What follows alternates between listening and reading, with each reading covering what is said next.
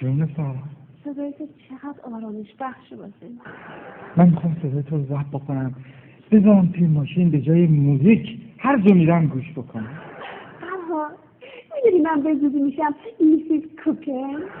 کوکن عزیزم. My last name is کوکن. آها، دلم میخواد باباتو ببینم.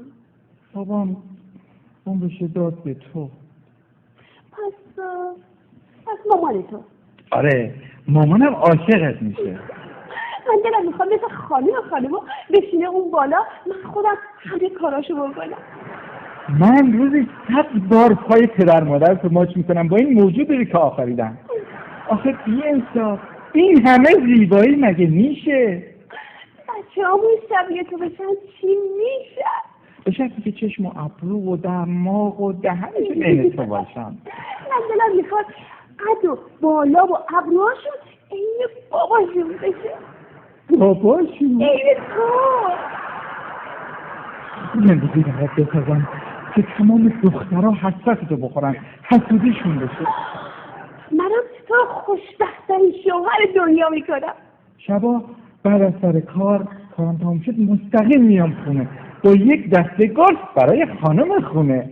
منم شامو میشینم روی میز منتظر میشم برای آقای خونه.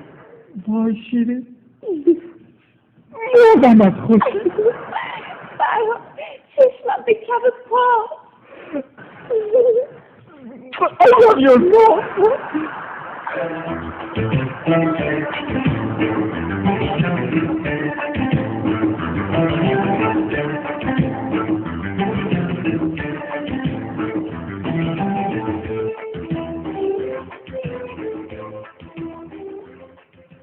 شیرین چقدر حرف میزنی؟ ابرومو خراب کردی.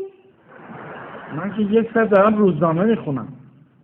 خوشحاله. میگم شام چی داریم بخوریم؟ ببخشید امشب آشپزخونه تعطیل.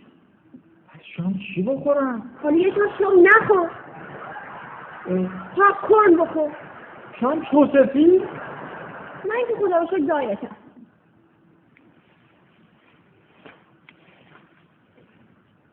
کارتو از دایت مایه گذاشته. نه خیلی میکلانجلو هیکل تو رو ریخته. ببخشید خانم هدیه تهرانی. I hate you. I hate you. I hate you.